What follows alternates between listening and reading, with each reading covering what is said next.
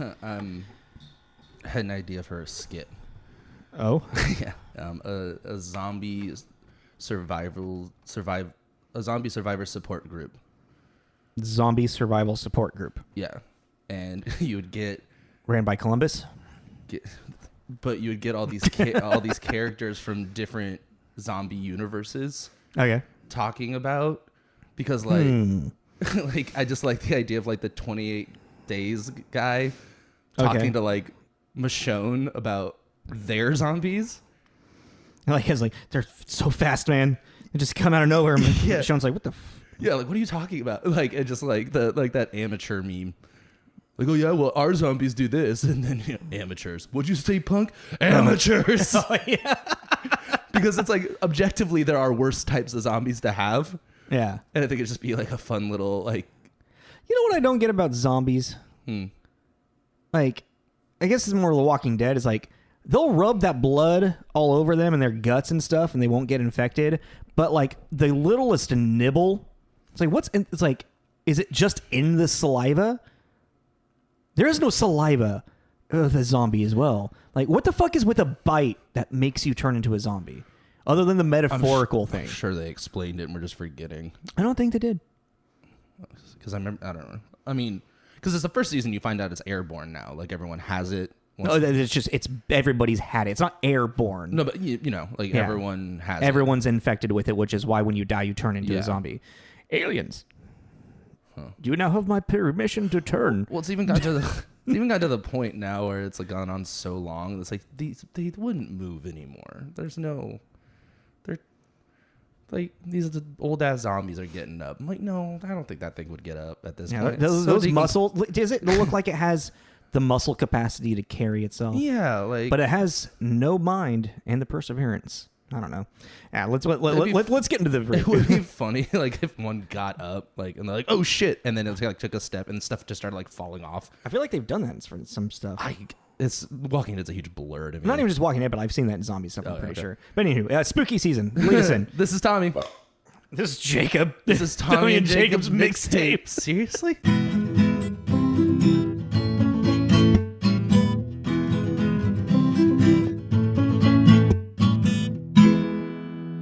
Hi, everyone. Oh, hey. Welcome back. Spooky season, year 2. Woo! It has been a year. Thank you, everyone, for listening. We are back again in October, and this is the time where we shine the most. This is our season. This is our... I don't want to shine during October. I want to be dark and gloomy. Fall, and it's nice. Oh, dude, yeah. The leaves are changing. Leaves our apartment's leaking. No, because that should not be a fall thing. That's just an unfortunate thing. It's our AC unit. Oh, yeah. I was doing Why do you still have it? Because it's been, like, unpredictable. And our apartment still is kind of warm. But I was doing dishes and I just heard this really weird noise. I'm like, what the fuck is that? No, and the seal thing was collecting the water. Oh, from the rain. And it was trickling through it down into our living room.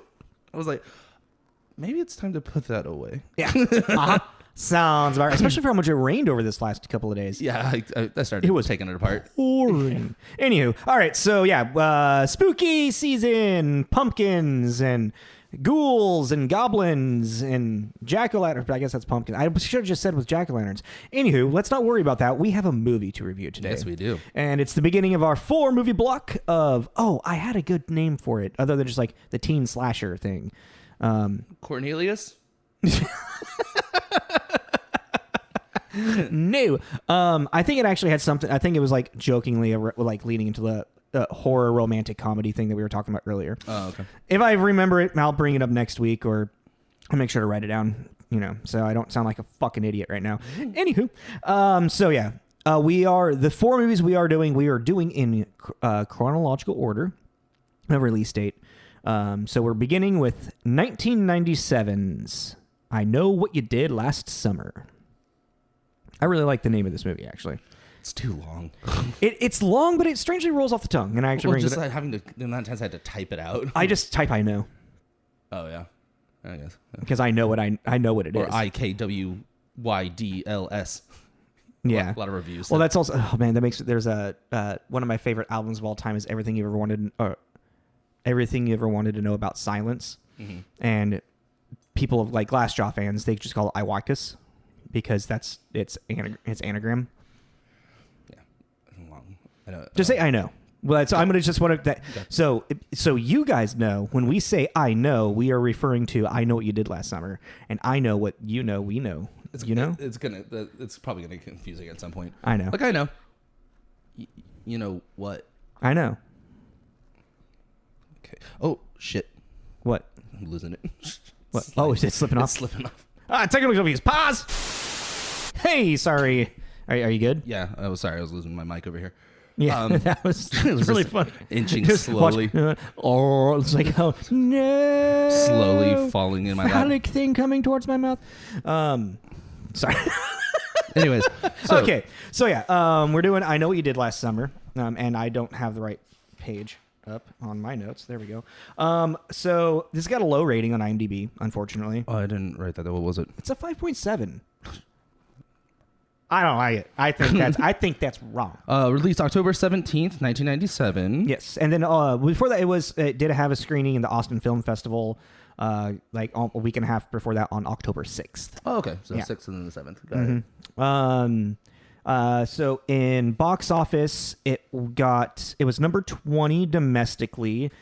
And then you got worldwide, right? It was number 22 worldwide. Which, I mean, around... I actually... When we're getting into like the late 90s, early 2000s, I don't know how much of like the worldwide box office was really like being like keeping track of, you know?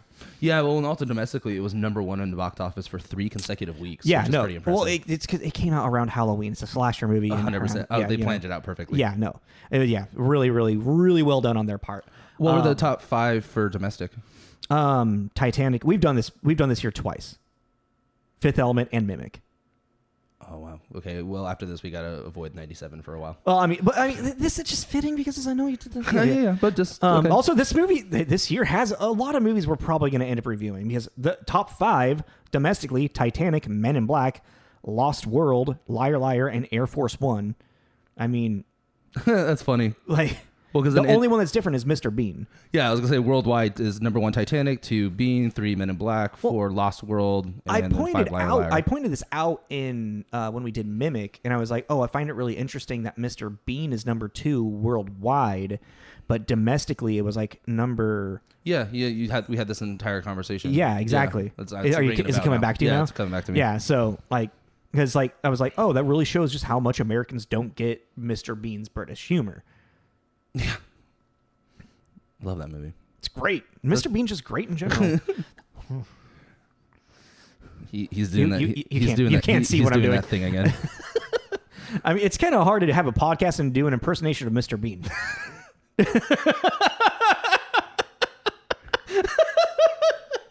I sit and watch the paintings. Okay, so let's go into your Tommy synopsis. Okay. On 4th of July, a disgruntled father harasses 4 teenagers after a car accident a year prior. Aw, spoiler. 97. I'm not worried about it. No, I mean, it's like the synopsis, like if let's say nobody had ever seen it before, do you really want the synopsis to be like, oh, that's what it was? Disgruntled father? Like, how do you want to fix this? That's the I mean, we're not. I'm just like, oh, spoiler for this. I mean, you have it as what it is, but you know, it's like I would like because that's like kind of like the twist of the movie, you know. Thought it was really stupid. What? We can. Do you want to do some like podcast magic right now, and I can change it real quick? No. Let's not worry about it. I was just like, oh, spoiler. But I thought it was funny. I mean, yeah, because that's not. It's kind of right, but not really. Yeah. Like, okay. So yeah, let's just go into like director, writer, and all that stuff. Writers. Were you not going to tell them the twist this entire time? No, but like I'm just saying, like a synopsis. Like you don't want to give away the twist in the synopsis. You know what I mean? Synopsis is like it's like a tagline to like lead somebody in to want to watch it. When you give away the ending, they're like, oh, okay. Well, I mean, my vote is you can skip it. We'll get into that later. Oh my God. Yeah, we'll get into that later. Directed by Jim Gillespie. Who? Ooh. Not.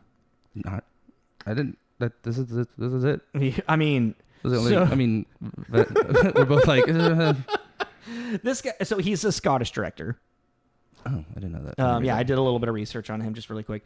He's got a lot of weird shorts, a lot of TV movie stuff, which is fitting for like a lot of these where a lot of these actors came from.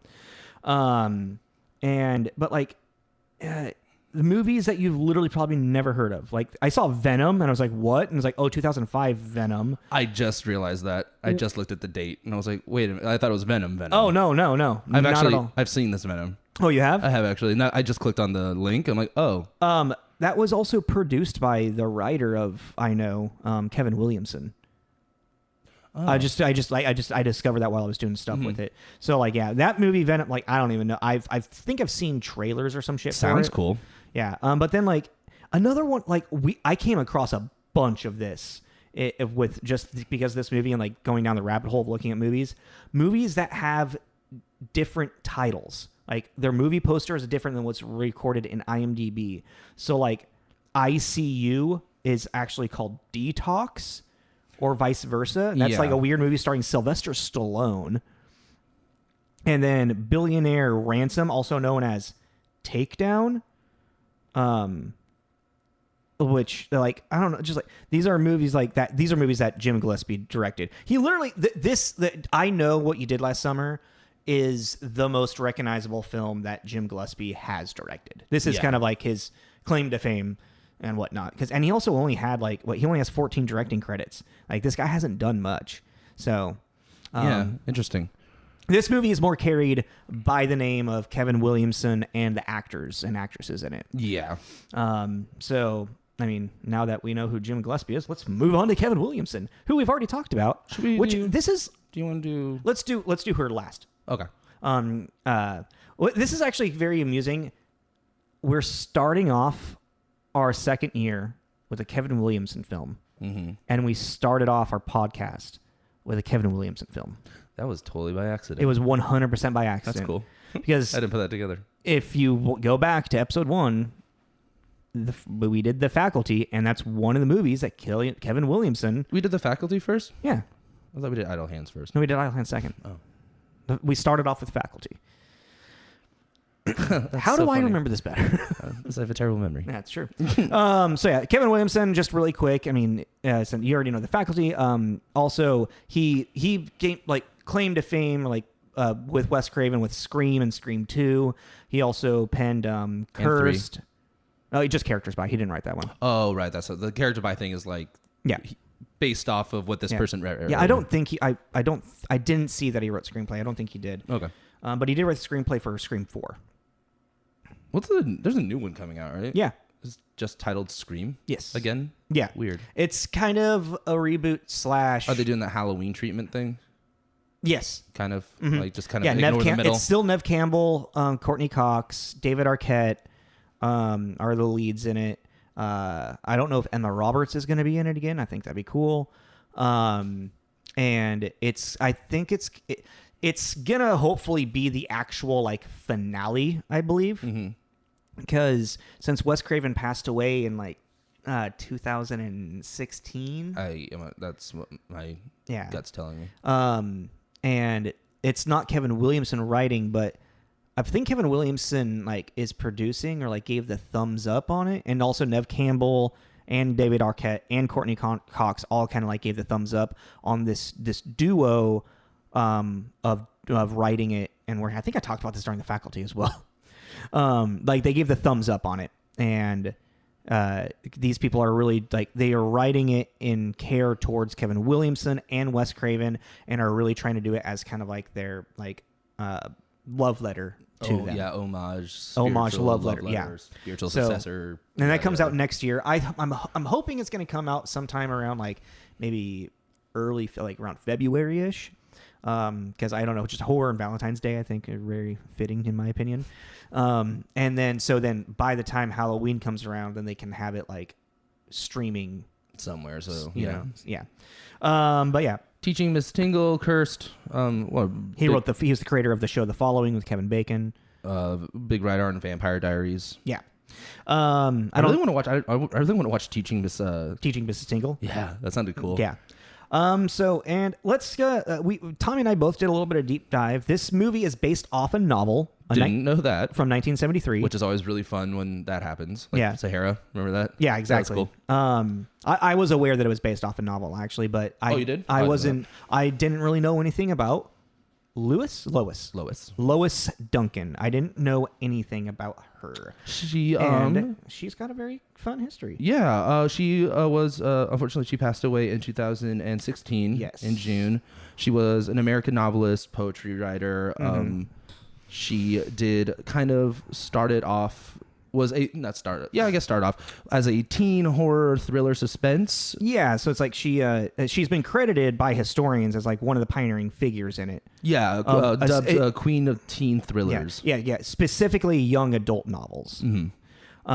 She started writing and submitting manuscripts in magazines when she was 10, and she sold her first story at the age of 13. That's cool. Yeah, so like it kind of like that, I can't remember his name, but the guy that was the original story for Mimic, you know, how he was a huge like influence for like science fiction writing. Yeah, she's like kind of like a really big influence for young adult like horror thriller. Like I'm thinking like R.L. Stine and R.L. Stine, what? Clive Barker. My old theater department head at Cornish, his sister writes some young adult horror movie or books and stuff. I can't remember her name. I think she writes under a pseudonym though. Anyway, I have a document. Actually, I have like a whole. Do you have more to say about her? I have a whole list of stuff. I actually kind of have like a little book report. Yeah, go. You start and I'll chime in. Okay. There's something I'm looking for. So okay, cool. I just wanted to like look at like I counted her what she had totally written in her career, which is 2 poetry collections, 12 picture and chapter books with various illustrators, 5 nonfictions, 27 novels, 5 audiobooks, and 3 anthologies. Wow. Mm-hmm. That's a lot. Yeah. And then I went into like a little bit about her daughter because I think that's really important as well. Oh, that's very important for this title specifically. Yes. In 1989, her youngest daughter, Caitlin Arquette, was murdered in Albuquerque. So in 1992, Duncan wrote "Who Killed My Daughter," which relates fact and conjecture about the case. Which it's unsolved. Yeah, it was a cold case. Well, until kind of very, very recently, actually. Oh, really? Yeah, I'll get to that. Cool. Yeah. Hey, the dollop is happening right now. Yeah, for real.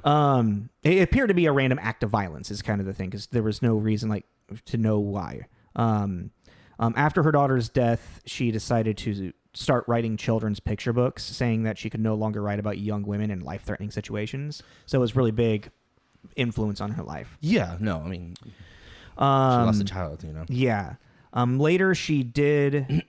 Her last published work was a sequel to it titled "One to the Wolves," which was published in 2013. Duncan had said that her dream was to write a sequel to Who Killed My Daughter, to give their family's true life horror story a closure, but she would want for, Kate's case to be solved. Yeah. But that's kind of like One to the Wolves. It's kind of like, well, I think she knows that she's about to pass away. One to the Wolves. Like, I wanted this to be closure and I'm not going to get it. So just throwing One to the Wolves. Mm-hmm. It's like, I have to let it go type thing. Is what I didn't know over the book, but like, that term. Yeah. No. Yeah. So because of her daughter's murder, she is one of the founders of a research center to help investigate cold cases that later became a nonprofit called Resource Center for Victims of Violent Deaths. So like she kind of like helped like start this cold cases shit, super hardcore. Yeah. And then, this is actually kind of fun. In 2010, 10 of her most successful teen novels, including I Know What You Did Last Summer, she like kind of rewrote, updated for a new generation, and re-released them in paperback. She gave the characters like updated wardrobes and like more contemporary dialogue, and like gave them cell phones. Yeah, because I Know What You Did Last Summer was written in like 73. Yep, 1973. So like there's different time. Yeah, very. Very different time. different time. Yeah, like you said, she passed away on June 15th, 2016, which probably foreseeable. Her husband had said that she suffered a series of strokes the year previous. Mm-hmm. So her body was just kind of sad. But it was literally a little over a month ago, almost exactly a month ago, Albuquerque police announced that a suspect picked up on July on unrelated charges had confessed to Arquette's murder, as well as 2 other murders around the same time. So, like... That's weird. Literally like a month ago. That's weird, and we're talking about this. I know. Also, crazy. It's literally... There's also a series of this coming out on Amazon. Really? Yeah. Like, our timing on this is fucking impeccable. It's a simulation. 11001100001. It's all a simulation. Yeah, and like so, multiple of her novels have been adapted into full feature movies. A lot, actually. So like quite a few. 3, like this one, obviously, I know we did last summer. Hotel for Dogs and Down a Dark Hall, which I really want to watch. Down a Dark Hall, yeah, I really looks really bad. I know, that's what I want to watch. Are the 3 that were actually like more like full featured. Like Down a Dark Hall seems to be like it says limited release, so I think it just like had a quick release, and it was like just quick to like on demand. But then like TV movies, like just like A Summer of Fear, Killing Mr. Griffith, I've Been Waiting for You, Don't Look Behind You, Held for Ransom, Stranger with My Face. These all have just like very classic like 70s like teen, they're very on the nose of like what the story is, you know. It's like I Know What You Did Last Summer, like super like on the nose. So yeah, like she has a great career, and you know, a lasting legacy that's gonna last for a while. Like, yeah, no, it's really cool. Yeah. Did you have anything like I said, dude? I went down a report with her. I'm even holding back stuff. Why? Because I want to get into the movie. Oh, okay. Yeah. No, but that pretty much covers it. I mean, it's yeah, because okay. Well, because we'll circle back around to her. Oh, well, I know the story of the original book too, but we'll get there after we do the reviews. But yeah, so that's Lois. I keep trying to remember Lois and Clark, Lois Lane. That's how I'm trying to remember it. But I keep want to say Lewis, and I don't know why. Like Lois Duncan. Rest in peace. Rest in peace. So yeah, let's go into who this movie's starring.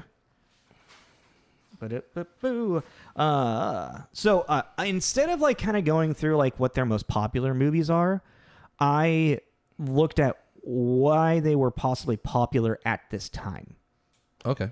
You know, so I was like, as I put like, why are they so hot? Like, because they wanted attractive kids, and like literally they where's the quote?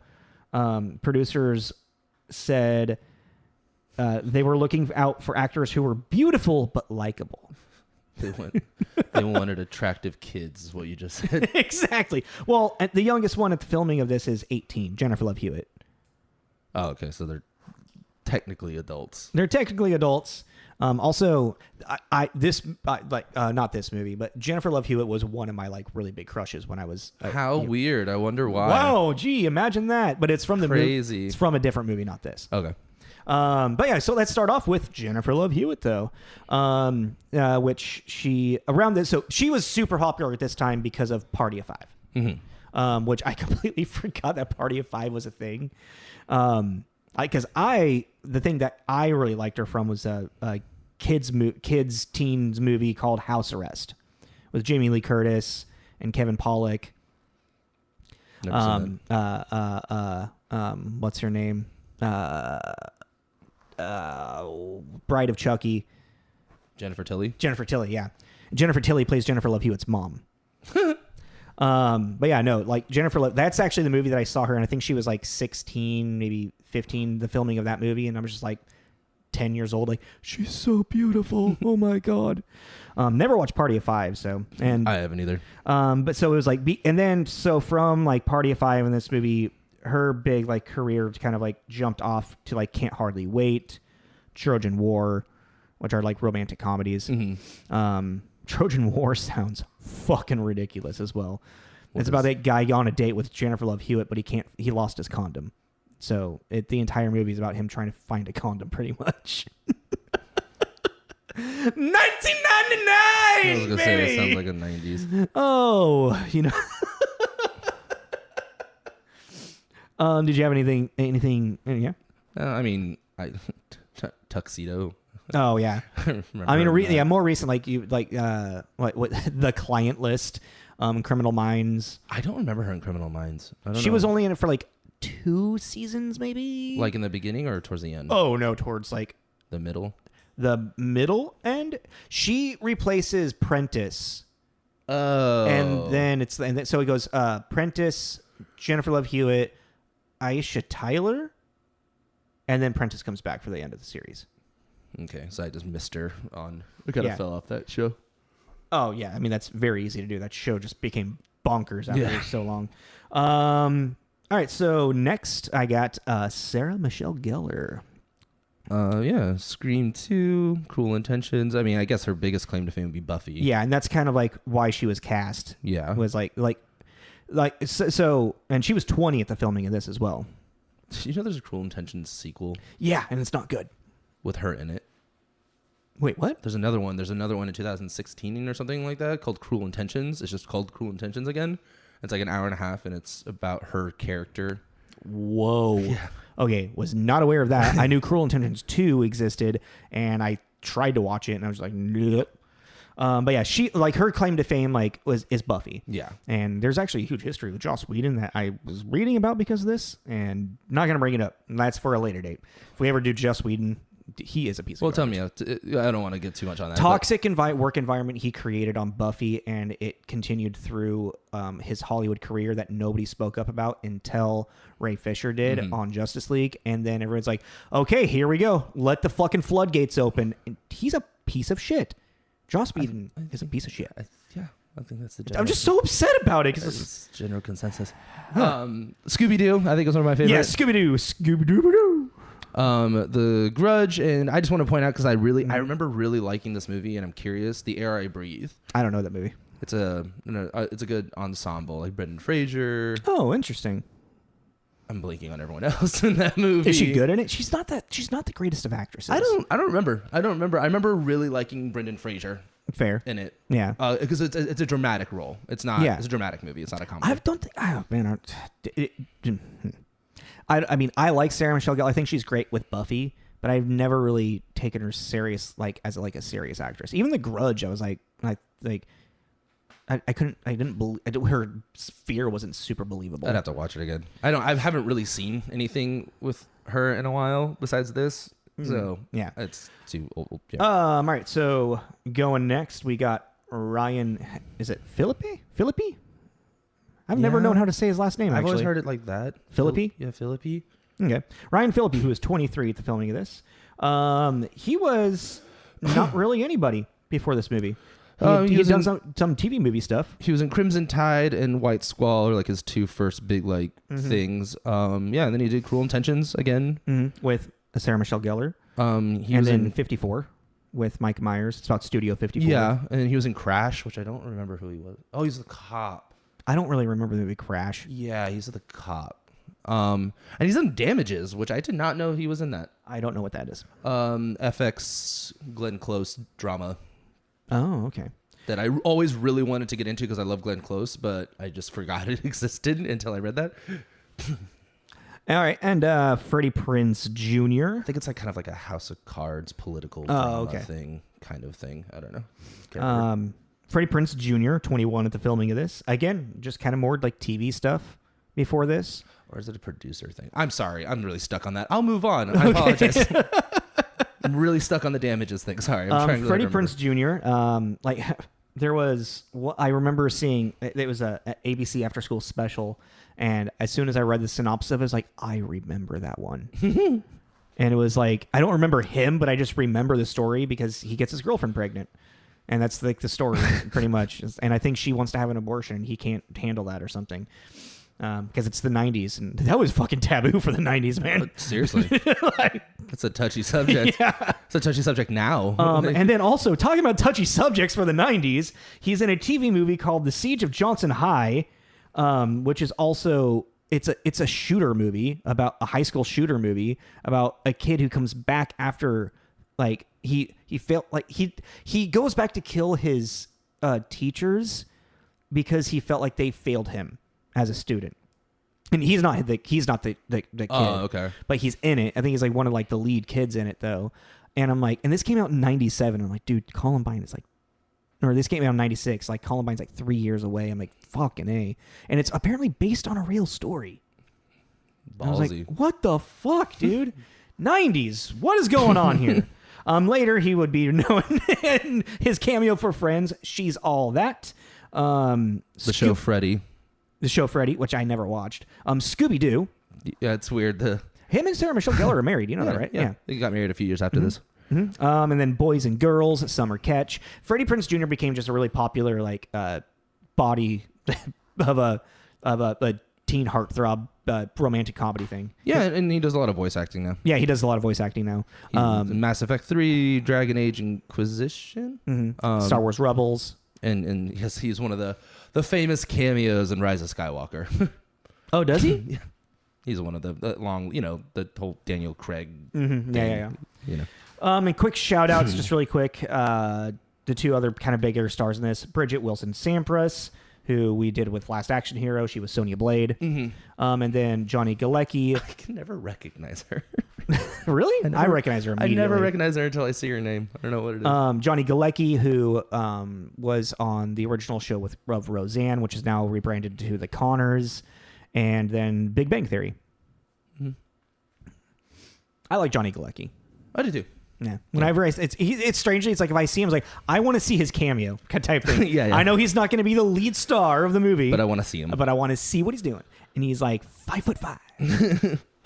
But yeah, but let's go into some reviews. Yeah, that's pretty much everybody. I only wrote down the four of them, to be honest. I was like, it's kind of. I just want to do a quick shout out to them because they do like have importance in this of the story. No, totally, but it's like my cast list is always really short for movies I haven't seen because I would write all of them down. That's fair. Because I don't know who's doing what, Let me see. Where are we going?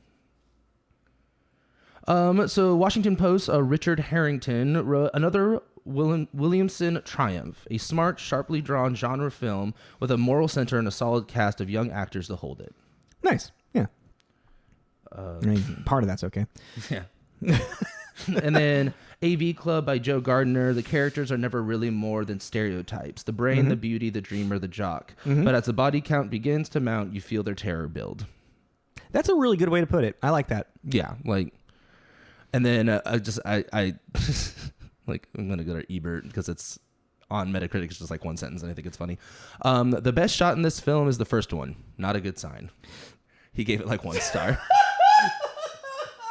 Screw you, Ebert. I read his whole review. And I'm like, well, he's tearing this shit apart. And that's why I didn't want to go too negative with his shit. Oh, that's great. Because it's more often than not, like from the critics, this was okay received, and then kind of like everyone like this is just what it is, like it's fine what it is, it's a slasher teen thing, whatever, and then there's a couple like what the fuck kind of reaction to it. Oh man, it's like, oh, this one will piss you off. Oh, reader Lisa Alspector, writer Kevin Williamson, who's also responsible for the overrated Scream, sets cleverness above emotional impact in a poorly conceived 97 thriller with plenty of empty references. Where do you live? I have a particular set of skills. I will find you. I don't think Scream's overrated, but no, that person has their own particular set of views that you don't agree with. Anyways, that are just wrong. I don't know. I mean, I really do want to do Scream because I really want to read reviews. I got to just read reviews about it. But. I mean, yeah, you can just. I mean, Scream. Well, it's got to be the right time. I mean, in a couple years. Yeah, totally. Okay, so I have a pretty positive review. That kind of just I guess it's just kind of like it points out some things. All right, so with a slice and a scream, the 90s slasher era continues with I Know What You Did Last Summer. Long and ridiculous name? Sure, but it rolls off the tongue in a fun fashion, much like how this movie rolls along in telling a new version of the urban legend about a killer with a hook for a hand.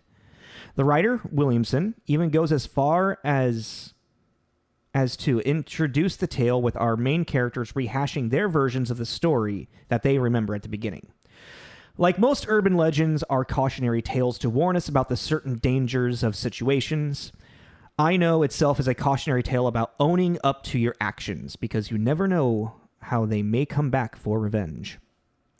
The movie itself, as a slasher flick, is executed extremely well. It leans into the tension of the unknown while also letting us, the audience, know where the killer is, unbeknownst of the characters themselves. Along with its success with tension is its lack of extreme gore. Sure, there is some blood and a little gore, but in comparison to many other movies in this genre, it's very low on the list. Which I think is one of the reasons it creates good tension, by saving the moments of gore and violence to only the necessary moments and focusing more on the fear of the characters. The very end is a jump scare and an invitation for the sequel, which doesn't lend to a great ending, but fitting for a film of this type. All in all, I Know What You Did Last Summer stands the test of time for the slasher genre and will live in repertoire for many horror fans for a long time. I like what you said about the gory thing. I didn't think of that. Mm-hmm. Because as soon as you said it, I just thought, did they find their liver in the mailbox? I think they found her liver in the mailbox. Because Scream, because that's the thing too, is like with this writer, it's very clearly him. If you think of it, Cursed, Scream, this, and Scream is fucking brutal. Yeah. Drew Barrymore gets gutted. You see like someone's throat get cut. Yeah, she's hanging from a tree with her lower intestines out. And the violence in this being a little more implied, kind of behind the shot thing. Yeah, that's interesting. That was a choice by Galecki. And most of the gory scenes in the movie were actually reshot because the producers asked for them. Yeah. So I have those. Like Galecki chose to film virtually no on-screen blood, as he did not want the film to be overly gratuitous in terms of violence. So like the murder of Max wasn't in in Williamson's script. Interesting. The producers were like, we need to have some type of fear or tension built earlier on, so we need to have a death really early. I didn't know who you were talking about until you said Max. I just kind of went along with it. Oh, with the Roseanne thing. I was like, who the fuck? Sure. And he's like, oh, that's who he's talking about. Johnny Galecki. Yeah. I'm like, that's who he's talking about. You didn't even put it together when I said Big Bang Theory? No, just kind of. I think I tuned out because I just didn't know what you're talking about. Nice. Just rolled with it. Sorry. But yeah, so that's one thing that I think that's a thing that makes this movie kind of stand out, is that even like rewatching it last night, I felt a little bit of the tension of like, oh yeah, don't go up there. Oh, he's going to be in the room. Oh, where is he at though? When is he going to come out and jump? You know what I mean? Yeah, I mean, I don't know. I was really torn with this. Like, the way I just thought about it was I have seen better horror movies and I've definitely seen worse. Yeah. So I'm very much in that middle of like, sure. Like if we were hanging out and you wanted to put it on, I wouldn't say no. Yeah. But I wouldn't suggest it. I wouldn't be like, hey, do you want to watch this? You know, I wouldn't. It's one of those movies where it's like, if someone that I know is like into like horror movies or likes horror movies in any sense, I'm like, oh, you need to watch it. I think so. I mean, but this is like, primetime American horror cinema era. Yeah. Like 97. Yeah, it's like a bunch of these movies. Like, yeah, if you've never seen Scream, you need to watch Scream. Yeah, which apparently, so I found some conflicting things, but a little more research that I got into. Like I said, it's like, I have in my notes like that Williamson had written this script like years before. Yeah, I read that too. But I also read that the producer Eric Feig had asked him to write this movie as well, which I'm like, well, I'm pretty sure he probably had this like being worked and whatnot. Yeah. But then upon like the success of Scream, he was like, oh, so I can like put this movie out, but like in very difference to like how Scream is much more self-referential and has more elements of satire. Williamson wanted this to be more like an 80s era slasher film, which is very much what it is, minus the boobs and gratuitous violence. Yeah, because even if you like Scream's funny. Yeah, you laugh at during Scream. There are funny moments. And there's like moments where you can kind of chuckle in I know. Oh, I mean, I forgot about Anne Heche's character. She's actually like the some of the most tense scenes are with the woman and that like her brother, like who they're trying to figure out the Fisher, like the kid that they thought they killed. The one scare that got me was when she goes to the car window. Boom. Yeah, that's the one that. Oh Jesus Christ! I was like, ugh. Got your car started up, huh? Yeah, that was like the only time I ever was funny how that happens. Like actually got me. I was like, Jesus. I mean, this is probably definitely a lot like more like, you know, teenagers watching it would like have the jump scares in it, you know, because not season. I'm a jumpy dude. Y'all, if you ever want a good time, go see a scary movie with this guy in a theater. It's pretty great. Hey, I might throw something at you. I think we talked about that on here. Yeah, we've talked about it. Yeah. But yeah. Can you fucking knock it off? So you want to know what the original novel story is? I was gonna say I know. Oh, you read it? Yeah. Already read the synopsis? I read that, yeah. So yeah, we're gonna kind of loop back around for a second to Lois Duncan in her original movie. Lois. You just said Lewis. Did I really? Yeah. God damn it. So the book is same title, same character names, same basic premise. Kids. Yeah, there's like the first like 20 minutes of the film. It's kind of like, or 15, 20 minutes. Yeah, of the first film. 20 It's minutes. kind of like almost the same premise. Yeah. 4 teens hit a young boy in the mountains after a night of partying with themselves. After a night of partying, yeah, kill young boy. They kill a young boy, but they anonymously call an ambulance after leaving the scene of the accident. A year later, and they're just somehow like they've kind of like fallen apart from like lost contact, and then the guilt of the crime is wearing on them. Yeah, you know, like the valedictorian student isn't doing well in school. And for just a quick fast forward is like in the end of the book, it's actually the boy's brother who is out for revenge on the 4, but is stopped before strangling Julie to death. No murders happen. No murders actually happening. Yeah, it's just more of like a tense thriller. It's a psychological thriller. Yeah, and they decide after he is stopped by Ray, then they decide to come, or 2 of the kids at least, they decide to come clean about the accident from a year ago. So the morality of the story is more about like, you know, it's like own up to your actions type thing, you know? Yeah. And don't drink and drive, young kids. Premarital sex is bad. I think the book sounds way more interesting than the movie. Possibly. I just like I feel like the psychological thriller part, even like in the movie, is the part that gets me more. Is like the mystery of like, who is this? Like, I feel like honestly, like if you take out a lot of the murders in the movie, I would still kind of want to watch it. Well, that's what I would like. Just be way more interested in kind of the little more of following the kids kind of spiral, and then Barry's just a fucking dick, and then the terrorizing, but like never have the murders really happen. Only because of you'll have that entire movie. You'll be like, when's it gonna happen? When's it gonna finally happen? When is it gonna happen? Yeah, and that kind of didn't. You know, from that list of lineup, I think that maybe our more, our fans that are, I don't know what the phrase I'm looking for is, but our fans that listen and watch a lot of horror movies, you know who dies and when they're going to. Kind of. I called it. I was like, but okay, all right, that's how that's gonna go down. I feel like the 4 main characters, there could have been another survivor out of it.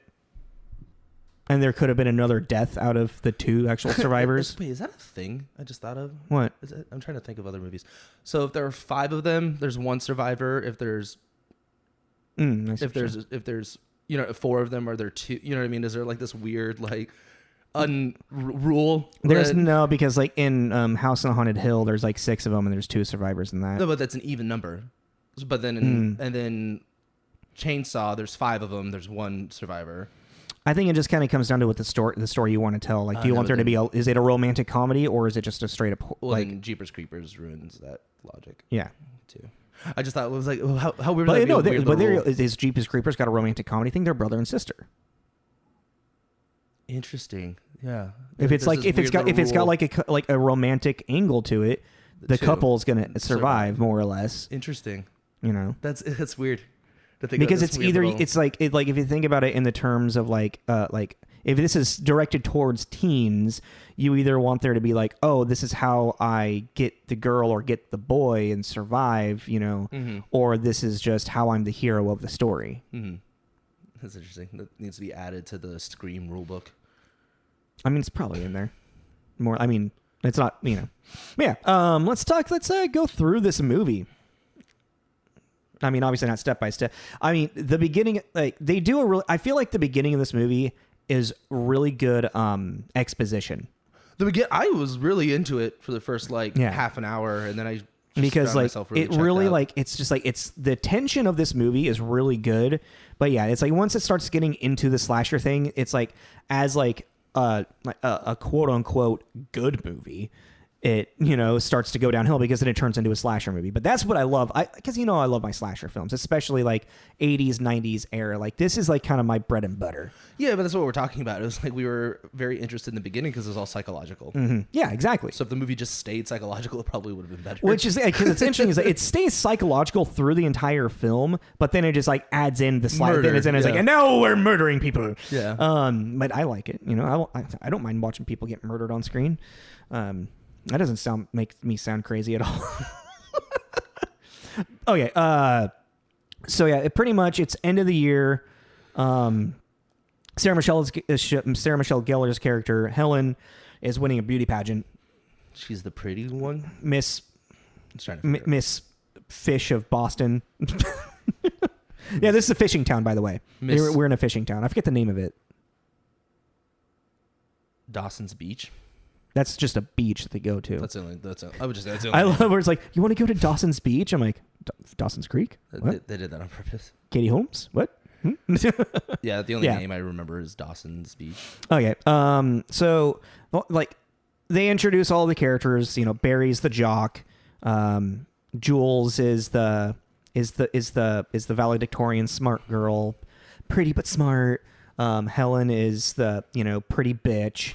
Barry is the jock with the hot temper. I already said Barry actually. Yeah, and then Ray is kind of like the everyman. He's like he's the but I'm a heartthrob and I care about you. He's the sensitive, got hot later on in high school guy. But he's never had the money. Yeah. He's the kid. He's the guy that I related to when I was watching when I was a kid watching the movie. I'm like, that's me. I didn't grow up with money. Maybe I'll be hot one day. Yeah, that's why I didn't like it. I didn't care about any of them. There's definitely like a huge nostalgia factor for me in this movie as well. That's fair. No, I mean, you know, totally. I talk about how much I love the Phantom all the time. Yeah, that's true.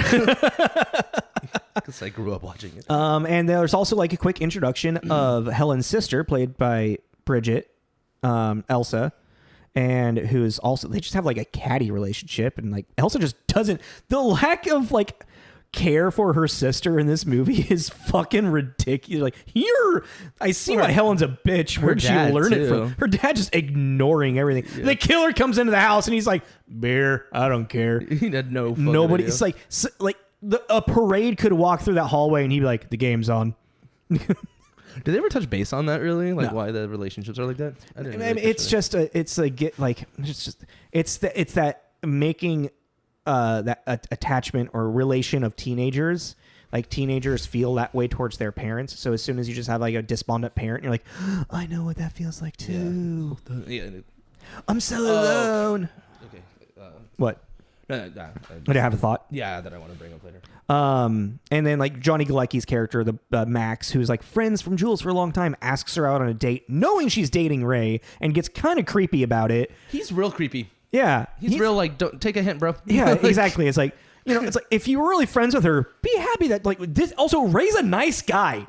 Yeah, he's like Colin. I was like, oh, you play that really rich kid game really well. It's like, dude. Be happy. He's very neckbeard, angry guy. Yeah, you fucking incel. Like hardcore incel. Like, yeah. She needs to be with me because I'm nice to her. Like, yeah. I got her shots. Why doesn't she make out with me? Yeah, it's pretty painful, actually. All right, so they go to a beach and they get drunk. They tell the story of the man, the hook with the man with the hook with the hand. It was so or the hook thing. What that made Fallon and I have that conversation about that? Like what story did you hear? Yeah. I've heard them all. I've heard so many. No, but it's just like so funny. It's like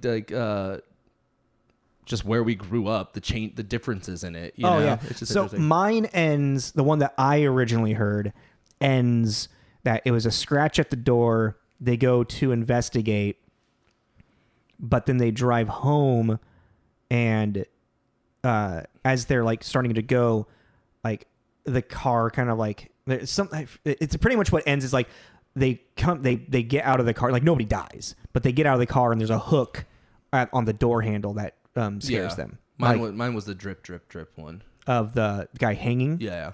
I knew the drip, his throat was cut. As soon as, and I forgot that until Sarah Michelle Gellar said the drip thing, and I went, "Oh yeah, that was mine." You notice how Jules was like the darkest one, where it's like no, and he was gutted, and as he was hanging there, it was like Jesus, you're really enjoying that.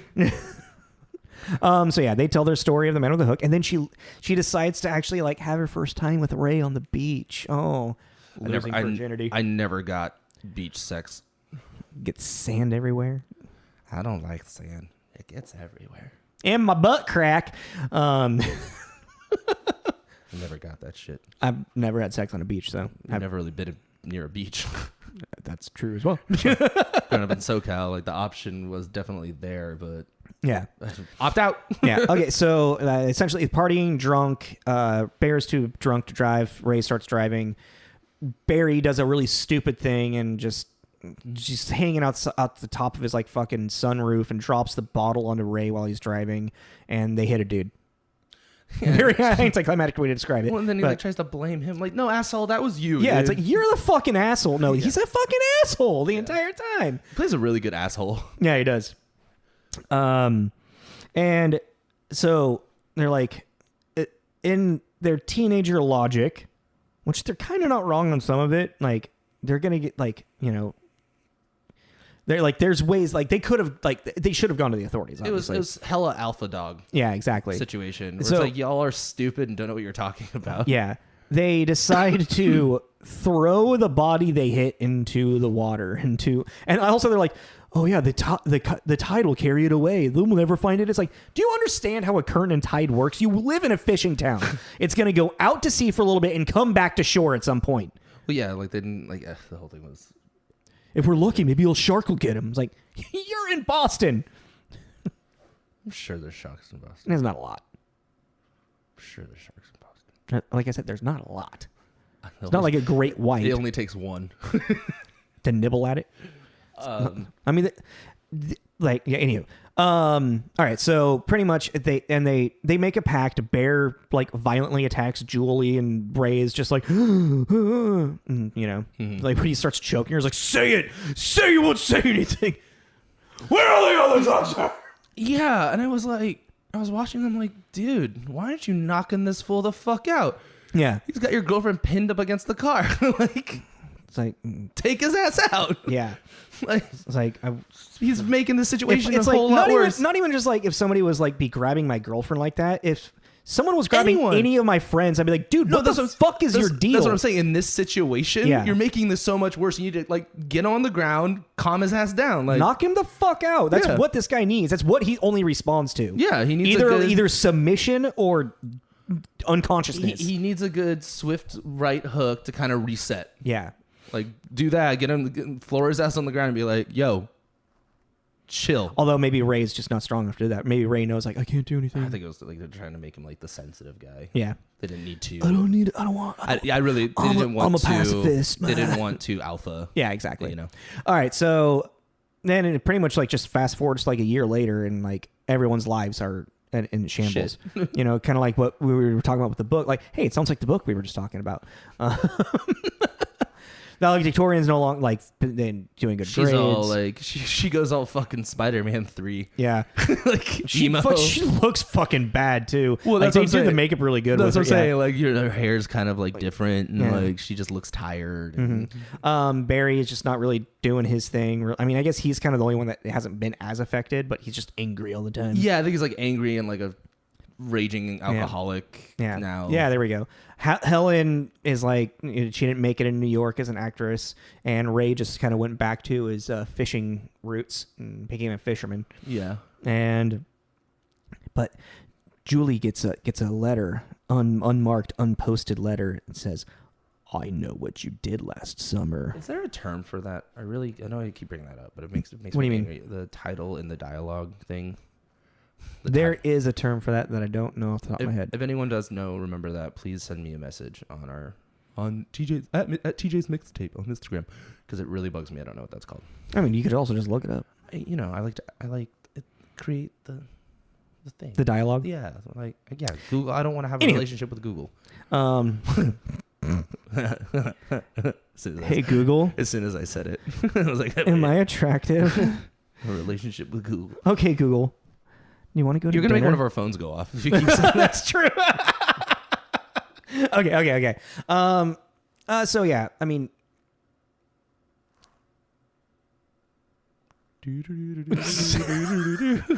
yeah, it's a year People later. are gonna look at it like, is it still playing?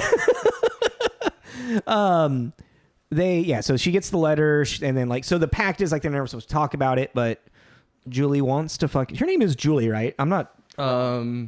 Yeah, Julie James. Yeah, thank you. I was like, oh yeah, JJ. Yeah, JJ. So they pretty much band. She gets to band back together, quote, in a bad way. That's a really bad metaphor, but gets everyone back together.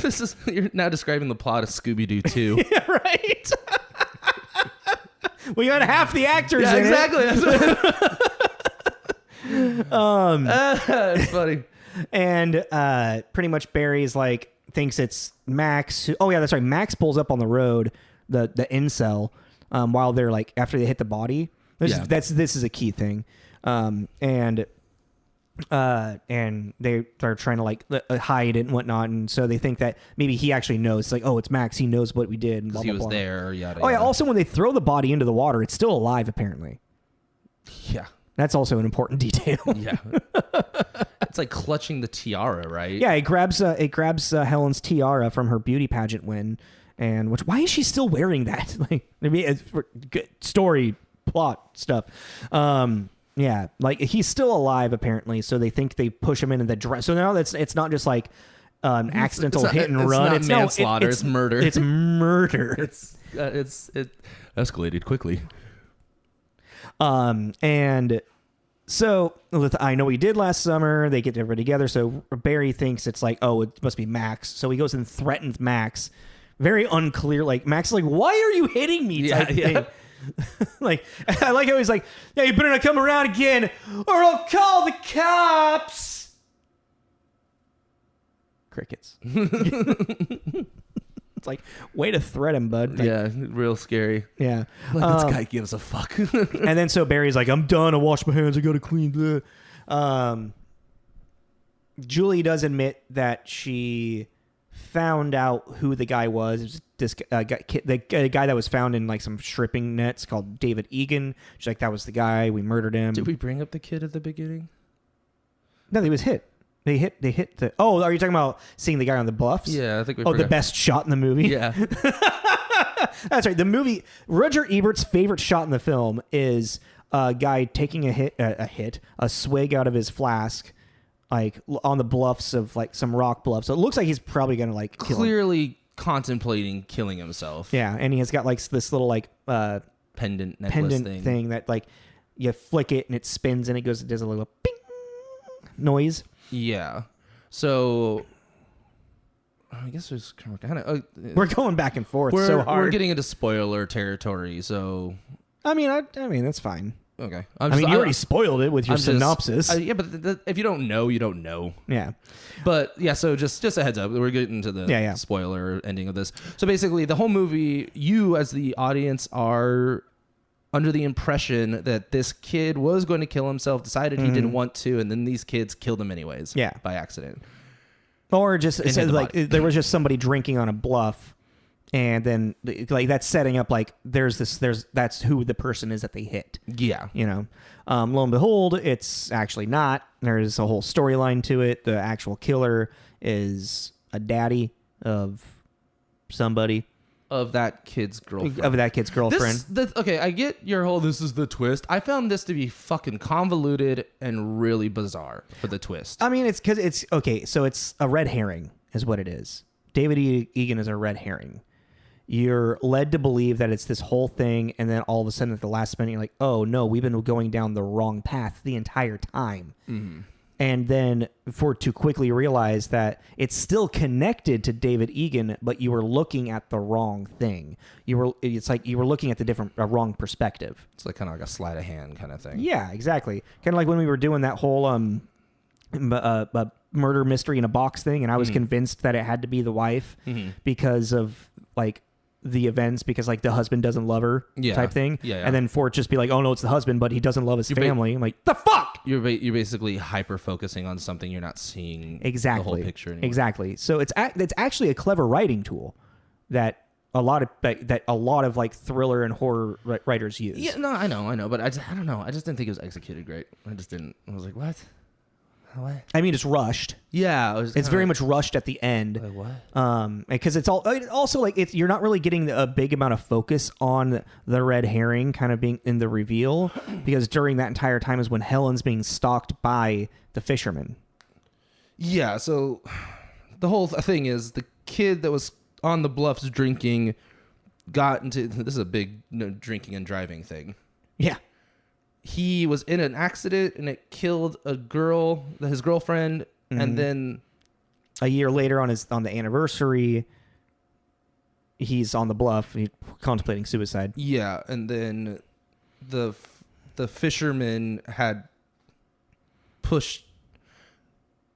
killed the kid, and then the murderer got hit by a car. They thought they killed him. You see what I'm saying? I'm like, okay, but also I think I don't like this whole thing too, because then it kind of gives this weird justification to the kids killing the murderer. Like, oh, it's not that bad. He was a murderer. He was a bad guy anyways. You get what I mean? I never really looked at it like that, but I mean, when it comes to the putting stuff together, that in my opinion is just like a really good, is a really well put together mystery story. You know, like I said, with a red herring and like, oh, the twist, the turn, like, oh, it's actually this. How do we not like we didn't look far enough. We saw the first thing and we followed that. You know, but I never really thought about the justification thing. Yeah, that kind of felt like it took out because I never thought about it, because like even regardless of like, oh well, it's okay to like kill him because he's a murderer. Like at the beginning, it was more like, oh, that's why he wants he's already a murderer. They just fucked up the wrong guy. Mm-hmm. You know what I mean? That's how I always looked at it. Yeah, no, but I don't know. It's like, I'm not saying like he's a murderer, so take him out. 3, 4, take him out back with a shotgun. I just mean like it's kind of like I feel like you're a little. He's not a nameless victim. He's now a bad. I don't know. I was just kind of like it definitely like it humanized the villain. But that's also what I like about this is that the fisherman, it's not a supernatural thing. Like, he's not a ghost. You wouldn't fucking know it. That guy can, like, fucking teleport. He pulls some He just knows the city in and out. Also, pulls some Mike Myers shit. Yeah. Some Jason shit. Like, it's a slasher film. Yeah, but he's supposed to be human. I'm like, how? How did you get there so fast? He knows the city in and out. He's lived there for a long time. Okay. He's been plotting this for an entire year. It's a carrot. I know. I got it. It's a carrot. But it's a carrot? Yeah. Oh, yeah. Okay, yeah. It's a carrot. I get it. It's a carrot. I'll eat the carrot, but I was just kind of like... So, I mean, eventually, what ends up happening is, like, so 5 people die in this film. Well, I guess 6, technically, if you count 7 if you count Susie. If you count the 2 not on-screen deaths. Yeah. Then there's the first death is Max's, which wasn't in the original script. Oh, that too. Like, how did he get... Also, why is he killing Max? Like, that's literally, like, that's one thing... Max was there? No, well... Oh, I didn't think about that. But because it's like he doesn't know who was involved with it. I did not think about that actually at all. You know what I mean? So that actually makes more sense. But then it's also like, was Max also getting threatening letters? No, Max had I mean, Max lived guilt free. Also, but he like if you look at all the notes and whatnot when he was like stalking, Max isn't up there at all. Mm-hmm. It's all just the main 4. So Max's death is kind of like that, but that's the death that was asked on by the producers. Mm-hmm. Like, we need a death, so let's kill Max off. Yes, that is random. I didn't think about that. But also just like, I'm like, how did you get him in here with all these crabs? And then how did you get all these little crabs out so quickly? Oh, yeah. When he's at... Yeah. I thought about that. I mean, 1, swallow your carrot. 2, Tarp. Oh, like he's in a tarp with the crabs. Yeah. Like a fucking IKEA bag. Yeah, pretty much. Yeah. Yeah, big IKEA bag. Zip. Let's go. Like quick. Run. Also but that's also like a lot of weight. Like that guy. Yeah, it's like unrealistic circumstances of things happening. Millions of little crabs. They don't weigh anything. They're nibbling. Pete Holmes again. Sorry. Where was I? What was I thinking? Oh yeah. So yeah, Max's death, and then the cop gets killed. And then, first Elsa. No, it's the cop, then Elsa? It's Max. Max the cop. No, it's Max Barry. Is that his name? No, the cop. Oh, no, yeah, you're right. No. Yeah, it is Barry. That's right. Yeah, Max, Barry, Cop, Elsa, Helen. Yeah, Helen. Yeah, that's it. And she's the end of the kill count. This movie ends on a boat. Just jumping forward. Not ends. That was actually, there was one thing that really bothered me actually, was the size of that boat. And when Julia, whatever, is running around in the undercarriage of the boat, I'm like, this boat is not that big. That was like, I mean, obviously, like, I was really it was like when she's at like the stern. Mm-hmm. And she like is on one side, and then she like tries to go around the other side, and he just like cuts through the cabin. Yeah, I was like, I really did do it one more time. Yeah, one more time, and we're going full Scooby Doo right now. Like one more time, and she didn't do it. I was like, fuck. It's like when she goes into like the undercarriage, like there's like almost like a boiler room and a whole icebox room. I'm like, I didn't put that together. I was like, this boat is really big. Apparently, it looks huge. Yeah, like, it's not that big. It's a fucking clown car boat. Yeah, pretty much. It's the fucking TARDIS from Doctor Who. Yeah. Okay. So, I guess that's kind of it. Yeah. I mean, other than just like going like the point by point by point. They get the bad guy up on a rope and throw him in the ocean, and his hand gets chopped off. So he's gonna go full Candyman, I guess, with his hook in the sequel. Do you see the sequel? Oh yeah, dude. Actually this sequel, I still know what he did last summer, is ridiculous, but in true like sequel sense is it is kind of as fun as the first. Are they both in it? Jennifer Love Hewitt and Freddie Prinze Jr. Yeah. Oh, they are. And the same guy that plays Fisherman. Oh wait, that's also how I knew. I accidentally hit. You did last summer. I saw they were casted in it. And I was like, well, they're gonna live. Oh yeah. But this is also like, if they had ended it with that hand getting pulled up in the net, I would have been fine with it. That's just like the end of the movie. That would like be maybe some little denouement of like, oh, how they lived happily ever after type thing. Yeah, but then it's like that hand, because then it opens up for a sequel. Because don't worry, like even the cop being like, don't worry, the bodies all turn up eventually. That's already inviting the sequel, which I also thought was funny because of what they were saying about the current's going to take it away. Oh yeah, the cop's like, no, it's going to. The body will show up sooner or later. Yeah, like, just like, the cop knows what he's talking about. Do you have any idea why he would want to come and kill you kids?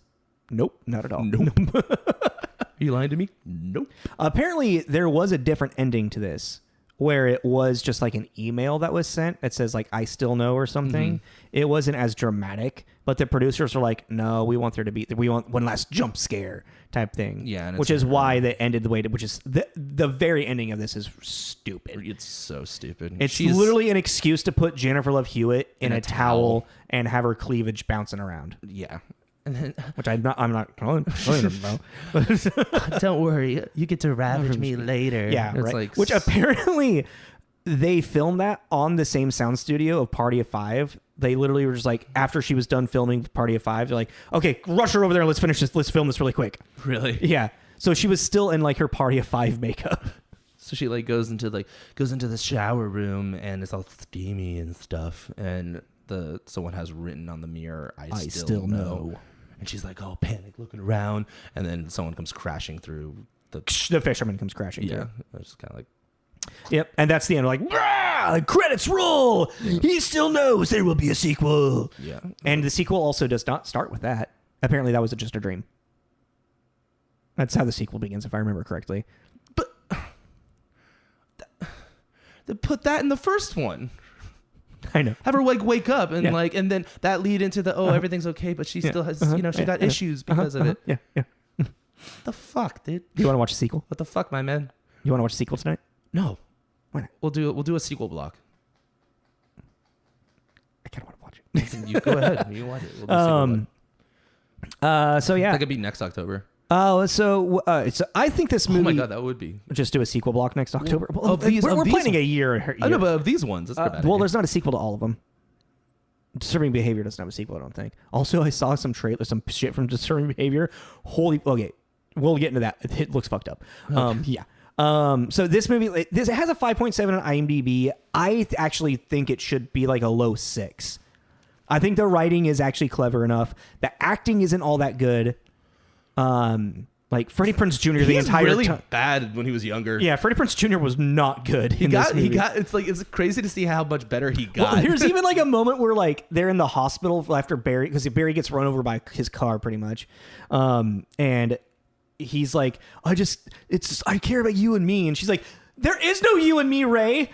Pause. Turns, runs out the door. I'm like, that was so like over the top ridiculous. I think my biggest problem with Freddy was he just had this fucking guy. It was very much a no. He had this. I care. I'm sensitive. He had this stupid fucking look on his face. Oh yeah. Yeah, that look right there. Oh, I'm worried and like he wasn't. Like, he wasn't really like get it. He wasn't like getting it. I got it. We get it. But he just had this fucking stupid ass look. Yeah. In all of his scenes of like kind of.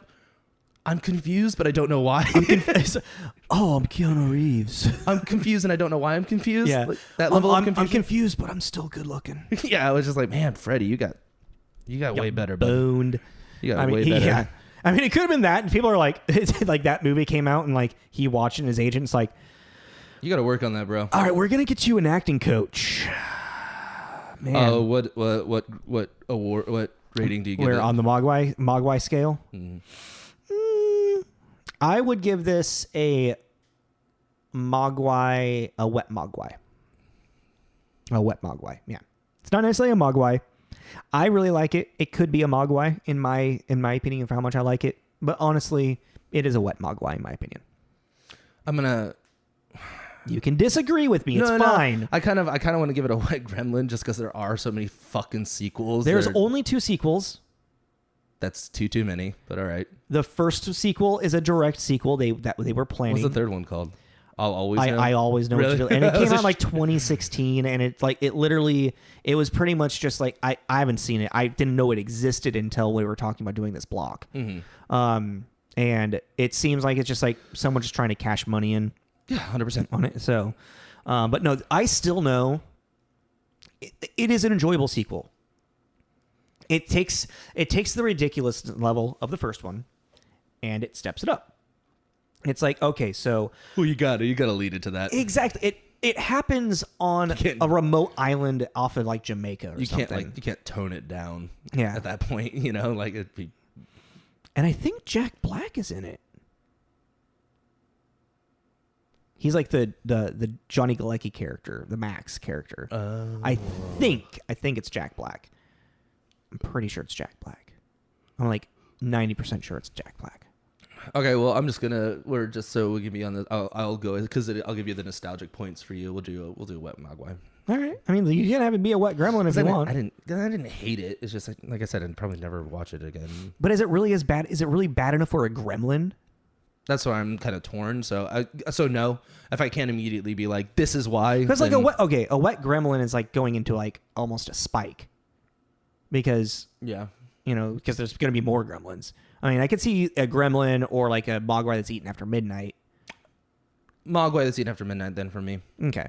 It's turning. Yeah, I forgot about that one. Yeah, it's turning into a Gremlin because there are some things like I love the look, I love the era, and like it's like the filmography and everything. Acting's kind of whatever. Really liked the beginning. Yeah, okay. I'm gonna say a Mogwai that ate after midnight. All right. So next week we are doing Disturbing Behavior. Is that next week? Yeah, that's next week. I thought it was later on. Nope. We're ending with Jeepers Creepers. That's the oldest one, or the latest, or earliest, most recent one. Yeah. So next week we're doing Disturbing Behavior. It looks actually very disturbing, to be honest. So. I have no idea what this movie is. You've never seen it, right? So Tommy and I have both never seen this movie. So, but the little clip that I did see was very rapey. Ooh. Yeah. So I'm kind of like, okay, we'll see. Like, this might be one where we watch and we're like, maybe this is like, it's aged type thing. We'll see. Mm-hmm. We'll let you know. That's what we're here for, is to watch and immediately made me think of Bully. Remember that movie? Oh, we'll talk about it later. Yeah, so thanks for listening, everybody. Like, subscribe. All that fun stuff. If you know the fucking term I was talking about, please let me know. Happy spooky season. Maybe other Tommy can help me out. Yeah, there we go. And we'll get to you next week. Yeah. Have a good time. Have a good weekend. This is Tommy. This is Jacob. This is Tommy and Jacob's mixtape.